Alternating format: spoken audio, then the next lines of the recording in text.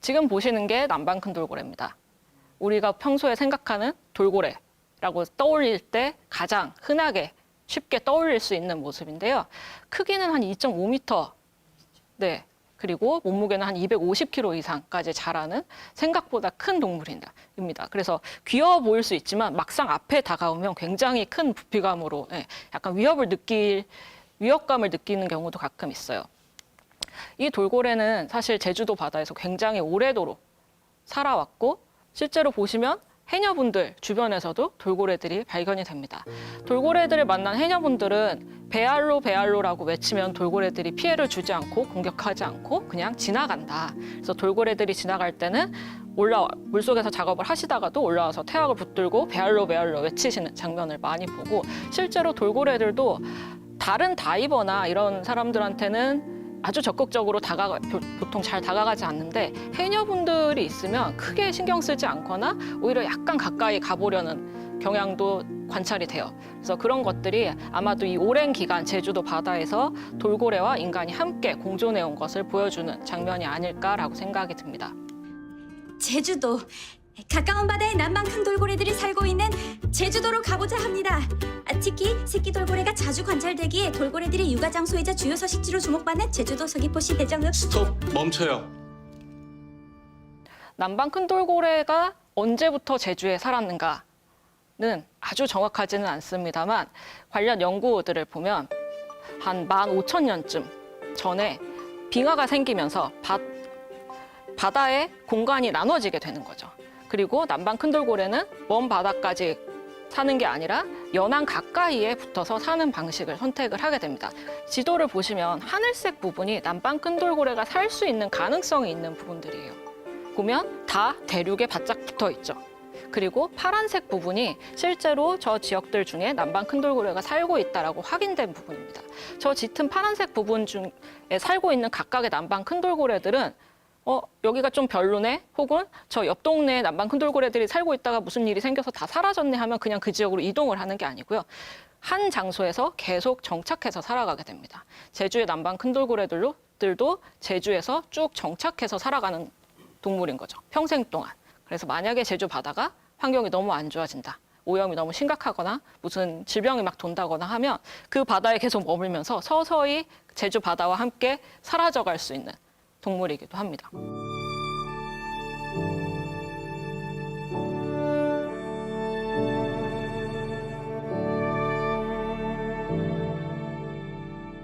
제주도에서는 특히 남서쪽과 북동쪽 연안이 남방 큰 돌고래의 핵심 서식지입니다. 전체 서식지에 비해서 이 핵심 서식지의 비율은 한 20%에서 22% 정도라고 저희가 파악을 하고 있습니다. 하루 중에 40% 이상을 먹이 활동을 하는데 사용을 합니다. 그래서 굉장히 활발한 먹이 활동을 하는 동물이에요. 남방 큰 돌고래가 이 활발한 먹이 활동을 하는 이유 중에 하나는 굉장히 다양한 먹이를 먹기 때문이긴 합니다. 우리는 그걸 제너럴리스트라고 불러요. 한 가지 특별한 먹이를 먹는 게 아니라 다양한 종류의 먹이를 먹는 제너럴리스트라고 부르는데요. 남방 큰 돌고래가 먹이를 먹을 때는 사람처럼 밥상을 펼쳐놓고 밥을 먹다가 언제나 중간에 멈춰서 전화를 받고 온다던가 할 수 있는 상황이 아닌 거를 연상을 하실 수 있겠죠. 남방 큰 돌고래가 먹이를 먹을 때는 처음에 찾아야 합니다. 이 바다에서 내가 먹을 수 있는 먹이가 무엇인가? 바닥을 뒤져야 할지, 바위 틈을 뒤져야 할지, 빠르게 움직이는 애들을 쫓아야 할지 저 먹이를 찾아야 하고요. 찾아서 쫓아가서 사냥을 하고 입 목구멍으로 넘기는 것까지가 이루어져야만 먹었다라고 할 수 있는 거죠. 중간에 어느 단계에서 목구멍으로 넘기기 전에 이게 끊기게 된다면 찾는 것부터 다시 해야 되는 상황인 거예요. 우리는 숟가락 내려놓고 다시 들면 되지만 사실은 얘는 밥을 차리는 것부터 완전히 다시 해야 되는 거죠. 그래서 이 먹이를 먹는데 생각보다 시간이 굉장히 많이 들어가게 됩니다. 그리고 이 친구들은 수중에 살고 있어요. 그래서 혹시 물에 가끔 들어가 보시나요? 네. 들어가 보신 적 있으시죠? 그러면 시야가 공기 중만큼 좋지 않아요. 네, 그렇게 안 좋은 시야 안에서 내가 먹이를 어떻게 찾아야 할지, 어떻게 따라가야 할지 조금 멀어지면 안 보일 수 있는데, 그래서 이 돌고래들이 사용하는 방법이 반향정이라는 겁니다. 박쥐의 초음파로 많이 이 반향정에 대해서 들어보셨을 수 있는데, 소리를 사용을 해서 주변 환경을 탐지하는 방식입니다. 그래서 제가 소리를 하나 들려드릴 건데요. 네, 이게 돌고래가 내는 소리고요. 이 드드드드드득 하는 이 소리를 외부로 방출을 해서 소리가 어디에 맞고 부딪혀서 돌아올 때 이 인간은 감지하기 어려운 이 미묘한 차이를 바탕으로 주변 환경이 어떤 방식으로 이루어져 있는지, 어느 정도 거리 안에 먹이가 있고 그 먹이가 나로부터 벗어나는지, 아니면 다가오고 있는지, 형태는 어떻고 크기는 어떤지 이런 것들을 파악을 할 수 있어요. 그래서 이런 지금은 제가 들려드린 소리는 사실 인간이 들을 수 있는 범위만 들으셨겠지만 주파수가 굉장히 고주파 영역까지 포함이 되어 있어서 인간이 보통 2만 헤르츠까지 들을 수 있다고 하거든요. 돌고래가 사용하는 이 반향정에는 150kHz, 그러니까 15만 헤르츠까지를 포함합니다. 그래서 인간이 듣지 못하는 소리의 영역까지를 사용을 해서 주변 환경을 인지하고 생활할 수 있게 되는 거죠. 그리고 이렇게 소리를 먹이를 찾고 주변 환경을 인지하는 데만 사용을 하는 게 아니라 의사소통을 하는 데도 사용을 합니다. 지금 보시는 화면은 저희가 남방 큰돌고래의 소리를 녹음한 화면인데요. 소리를 연구하고 분석을 할 때 보통 듣고 할 거라고 생각을 많이 하시지만 듣고 하면 시간이 너무 많이 걸리고 돌고래가 아까도 말씀드린 것처럼 인간이 듣지 못하는 영역의 소리도 사용을 하기 때문에 듣고 한다기보단 이렇게 그래프 형태로 바꿔서 눈으로 보고 돌고래의 소리를 분석을 하게 됩니다. 그래서 지금 저 짙은 선들이 돌고래들이 내는 휘슬 소리라는 거예요. 휘익휘익하는 휘파람 소리랑 굉장히 비슷한 소리가 나고요. 그런 것들을 사용을 해서 돌고래들이 다른 돌고래들과 의사소통을 할 수 있습니다. 왜냐하면 조금 이따 말씀을 드리겠지만 돌고래들은 무리를 지어서 살아가고 있거든요. 무리 안에서 내가 다른 돌고래와 어떤 관계를 맺을 수 있을 것인가를 하려면 의사소통이 이루어져야 할 수밖에 없겠죠. 근데 돌고래들은 자기들끼리 소리를 내고 이러면서 물속에서 만나서 구별을 하지만 인간인 저는 돌고래들을 그렇게 구별을 할 수가 없습니다. 그래서 저희가 연구를 할 때 돌고래들을 구별하는 방법 중에 하나가 저렇게 등지느러미의 사진을 찍는 건데요.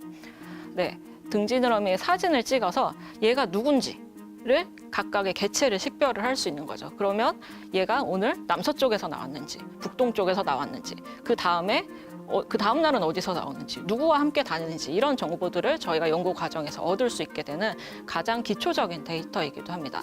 그래서 얘네들이 숨을 쉬러 올라올 때 항상 등지느러미 부분은 밖에 나오게 되니까 사진을 열심히 찍어서 이 등지느러미에 있는 상처들을 가지고 개체를 구별하게 됩니다.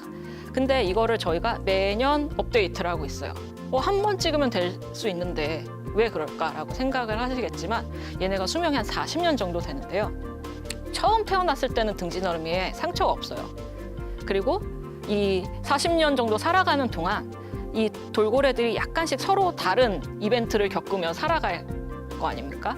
그래서 그런 것들을 겪으면서 각자 얻게 되는 상처들이 다 조금씩 다릅니다. 그리고 새로 얻게 되는 그런 상처들을 저희가 기록을 하는 건데요. 이 돌고래들이 무리를 이루어서 살고 있어요. 굉장히 높은 사회성을 가진 동물이라고도 우리는 얘기를 합니다.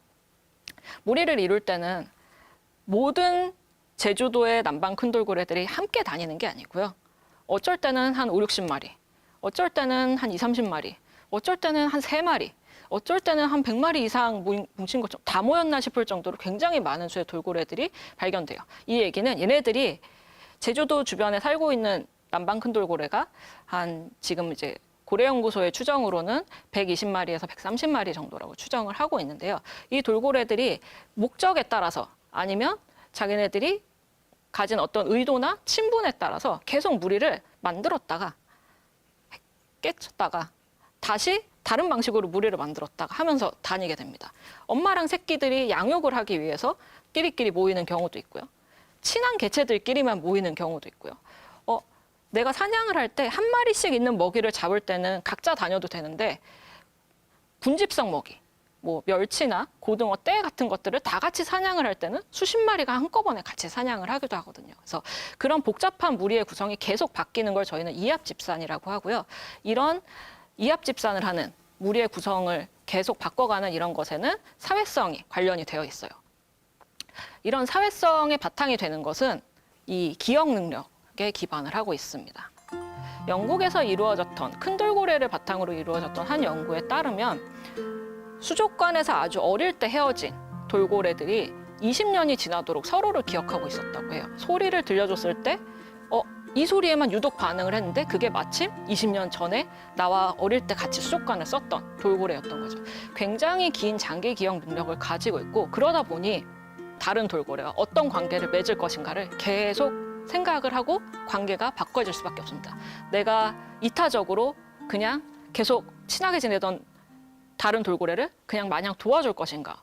먹이를 같이 잡기로 했는데 쟤는 평소에 맨날 농땡이 피고 먹이를 먹을 때만 짠 나타나서 나의 뒤통수를 치던 돌고래가 있으면 내가 이 다음에도 얘와 같이 사냥을 할 것인가를 결정을 해야 되는 순간들이 생기잖아요. 그런 것들이 돌고래의 기억 능력을 바탕으로 이루어집니다. 그리고 이 돌고래들의 기억을 바탕으로 한 이 강한 사회성이 인간처럼 애도 행동으로 나타나게 돼요. 새끼나 아니면 아주 가까운 개체가 죽었을 때 생존에는 아무 상관이 없지만 이 죽은 사체의 주위를 계속 맴돌거나 아니면 사체가 호흡을 할 수 있게 도와주려는 것처럼 사체를 물 위로 밀어 올리거나 하는 행동들이 관찰이 됩니다. 그래서 지금 오른쪽 사진이 죽은 사체를 굉장히 강하게 계속 밀어 올리는 장면이에요. 사실 떠 있는 저 돌고래는 죽은 개체입니다. 죽은 사체가 물 위에 떠 있었는데 해변가로 밀려 들어오지 않게끔, 그리고 배가 접근했을 때 배에서 조금이라도 멀리 떨어지게끔 굉장히 격렬하게 밀고 보호하려는 듯한 행동들을 보였어요.